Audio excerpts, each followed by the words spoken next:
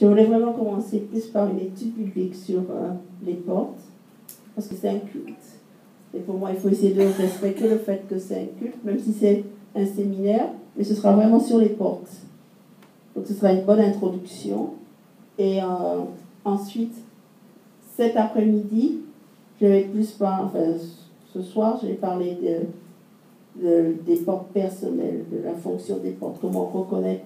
Entre ce soir et demain soir, je vais vraiment parler des portes personnelles, comment les reconnaître, comment les fermer, comment les garder fermées. Ensuite, on va parler aussi des portes de la famille. Et si on a le temps, des portes de la communauté, mais des portes, des proches portes. Je ne vais pas parler des portes du pays, etc. Mais vraiment des portes sur lesquelles nous tous, nous avons effet, nous pouvons les fermer, nous avons un effet dessus. Et on va essayer vraiment de beaucoup prier pendant ce temps-là. Voilà.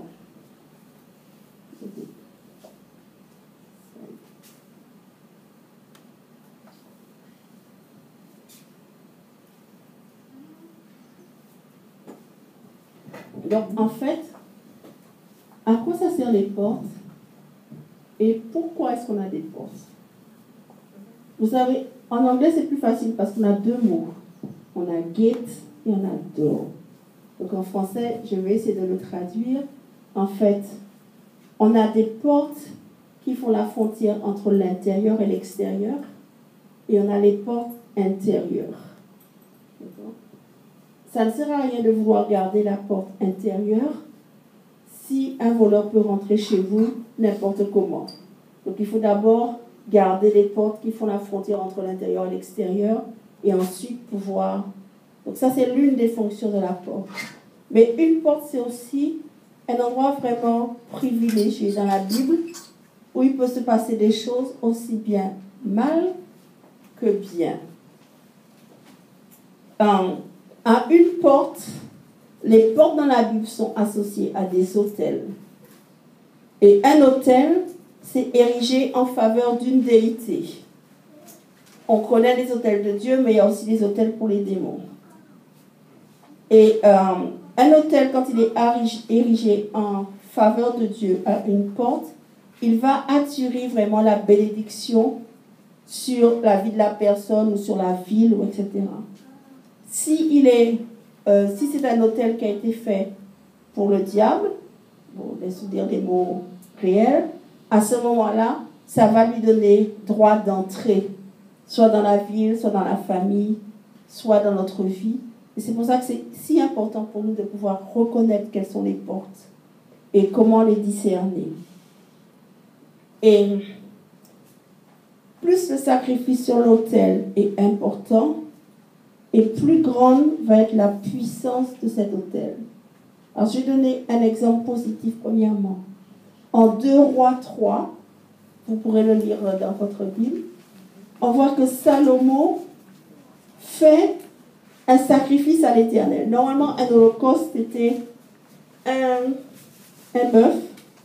Là, il en a offert 1000 pour lui et pour le peuple. Et qu'est-ce qui s'est passé après?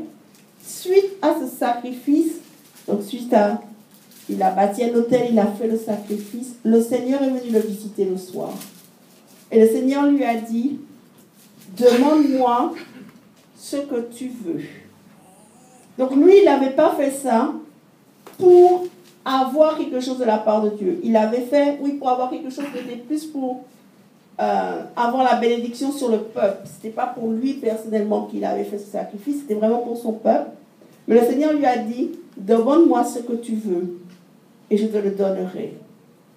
Et on voit que, on connaît l'histoire, on sait que Salomon a demandé la sagesse et que Dieu lui a dit, puisque tu ne m'as demandé ni richesse, ni longue vie, ni réputation, etc., je te donne la sagesse, mais je te donne aussi tout cela en plus.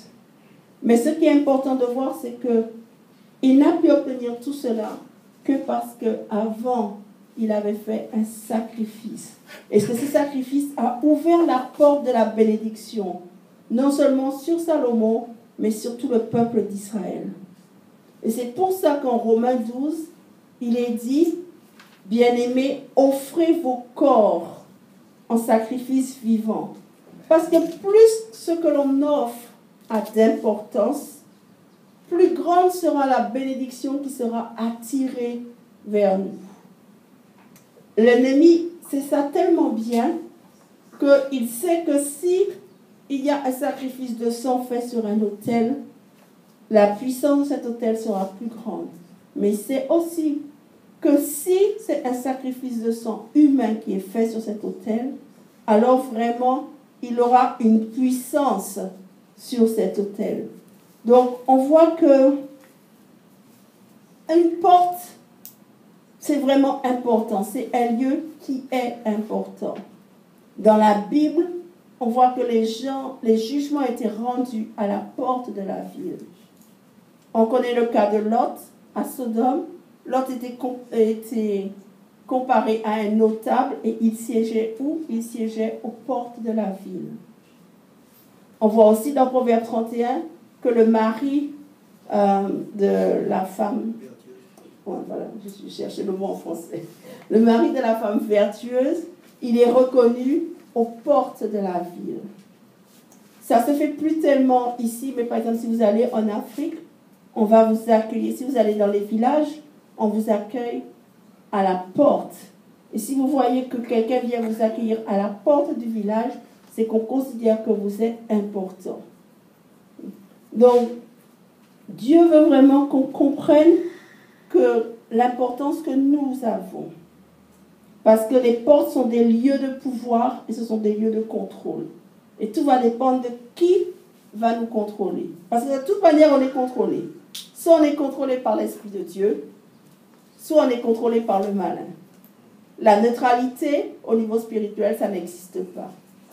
Les zones démilitarisées, ça n'existe pas. C'est soit on est dans un camp, soit on est dans l'autre.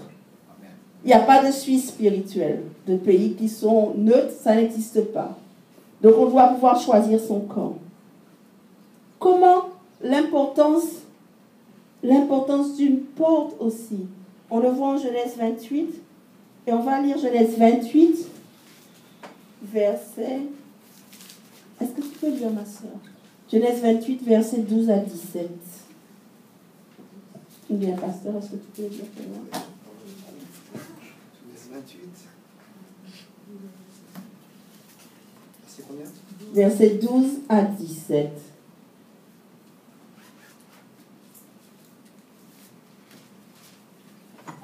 Il eut un songe, et voici une échelle était appuyée sur la terre, et son sommet touchait au ciel. Et voici les anges de Dieu montaient et descendaient par cette échelle. Et voici l'Éternel se tenait au-dessus d'elle, et il dit, je suis l'Éternel, le Dieu d'Abraham, ton père, et Dieu d'Isaac. La terre sur laquelle tu es couché, je la donnerai à toi et à ta postérité. Ta postérité sera comme la poussière de la terre. Tu t'étendras à l'Occident et à l'Orient, au septentrion et au Midi. Et toutes les familles de la terre seront bénies en toi et en ta postérité. Voici, je suis avec toi. Je te garderai partout où tu iras. Je te ramènerai dans ce pays, car je ne t'abandonnerai point que je n'ai exécuté ce que j'ai dit.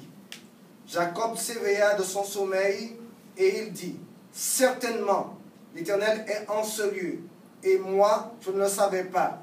Il eut peur et dit, que ce lieu est redoutable, c'est ici la maison de Dieu, c'est ici la porte des cieux. Amen. Amen.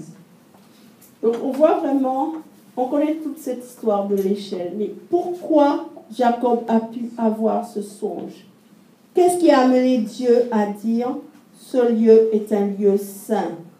Parce que des années auparavant, Abraham avait fait un autel dans ce lieu et il avait invoqué le nom de l'Éternel. Donc on voit que même la terre a une mémoire de ce qui se passe. Et cette dédicace que Abraham avait fait avait vraiment permis maintenant que les anges puissent monter et descendre dans ce lieu. Et il a pu le voir, il a pu réaliser, Jacob a réalisé que vraiment, ce lieu est un lieu saint.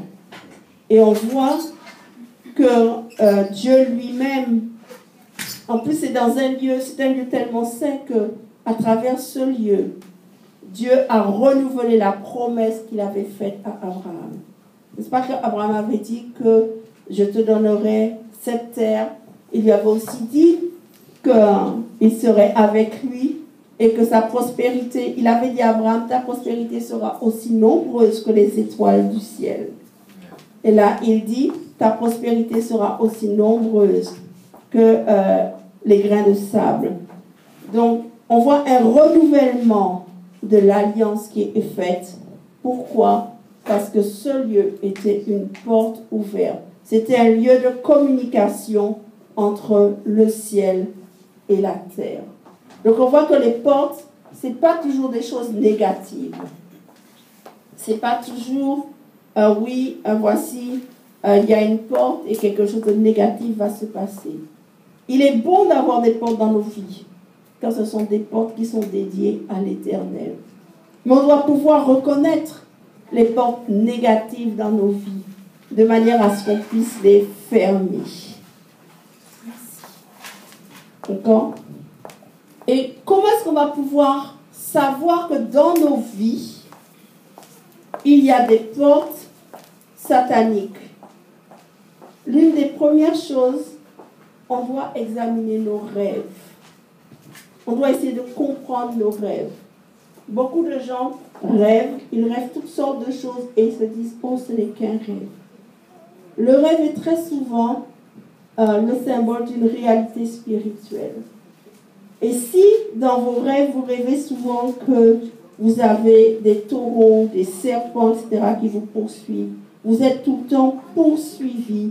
Si dans vos rêves, vous voyez en train de nager ou en train de voler, ou si dans vos rêves, vous voyez tout le temps des personnes mortes, ça prouve qu'il y a des portes ouvertes dans votre vie. Et ces portes, Dieu, quand on se met en prière, elles ne sont pas toujours évidentes. Parce que parfois, ce ne sont pas toujours des portes que vous avez ouvertes. Ça peut être des portes qui ont été ouvertes par vos parents dans vos vies. Ça peut être des portes que vous avez héritées. Mais si vous vous mettez en prière, et si vous voulez vraiment fermer ces portes, Dieu va vous les révéler. Soit Dieu va vous parler directement, soit Dieu va vous diriger vers quelqu'un qui pourra comprendre ce qui s'est passé dans votre vie. Et quand Dieu le révèle à la personne, c'est que la personne aura aussi le pouvoir de fermer ses portes. Donc c'est vraiment important que vous compreniez comment les reconnaître. Dans certaines familles, il y a des scénarios de désastre et d'affliction. Parfois, vous allez remarquer qu'à certaines dates, vous tombez toujours malade. C'est toujours à la même période que vous tombez malade. Vous allez voir que dans votre famille, il y a des gens qui meurent toujours de la même manière. Ou il y a certaines choses qui vont se passer à certains lieux déterminés, qui sont propres à votre famille. Et ça va prouver qu'il y a des portes ouvertes dans la famille. Et par contre, quand on ferme les portes pour la famille, à ce moment-là, c'est toute la famille, qui soit consciente ou non, qui sera libérée. Parce que la porte sera fermée, elle ne sera pas fermée pour vous, elle sera fermée pour toutes les personnes de votre famille. C'est comme quand, si vous